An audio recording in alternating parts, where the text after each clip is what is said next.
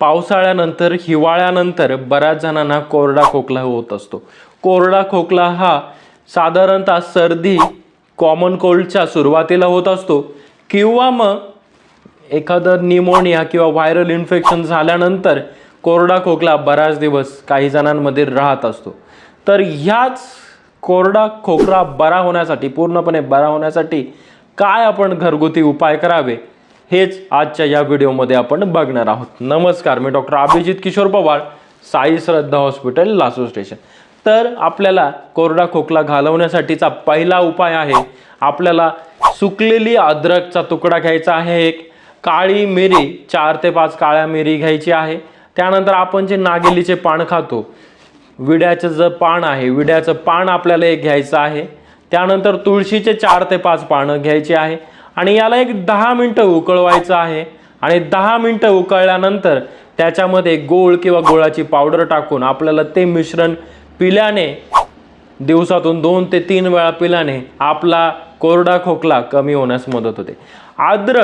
अद्रकीचं जे ज्यूस आहे किंवा अद्रक चावून जरी खाल्ली आपण तर बऱ्यापैकी आपला जो खोकला आहे, कोरडा खोकला आहे, तो कमी होत असतो। पण अद्रकीचं प्रमाण आपण लिमिटेड ठेवलं पाहिजे, कारण आपण जर जास्त प्रमाणात अद्रक चावून खाल्ली किंवा त्याचा ज्यूस जास्त प्रमाणात पिला तर आपल्याला छातीमध्ये जळजळ असेल, ॲसिडिटी असेल, यासारख्या समस्या उद्भवू शकतात। त्यानंतर आपल्याला तिसरा जो उपाय आहे तर त्यामध्ये काय करायचं आहे तर अद्रकचा ज्यूस बनवायचा आहे। अद्रकचा ज्यूस घ्यायचा आहे, त्यानंतर मध घ्यायचं आहे आणि हळद, हे तिन्हीचं मिश्रण करून त्याचं चाटण आपल्याला दिवसातून 2 ते 3 वेळा जर आपण ते चाटण 1 चमचा चाटण जर आपण घेतलं तर आपला कोरडा खोकला कमी होण्यास मदत होते। त्यानंतर आपल्याला काय करायचं आहे पुढचा उपाय तर अद्रक पावडर, अद्रकची जी रेडीमेड पावडर किंवा अद्रक पावडर आपण बनवून मिक्सरमध्ये अद्रक पावडर बनवून त्यामध्ये गुळ पावडर ॲड करून त्याच्यामध्ये हळद ॲड करून आणि एक तूप घेऊन त्या तुपाचे असे बारीक लाडू घेऊन आपण गावरान तूपच घ्या त्याच्यासाठी, ते जर आपण जिभेवरती ठेवले चघळले तर आपला कोरडा खोकला कमी होण्यास मदत होत असते। त्यानंतर मिठाच्या पाण्याच्या गुळण्या आपण 2 ते 3 वेळा करायच्या आहेत।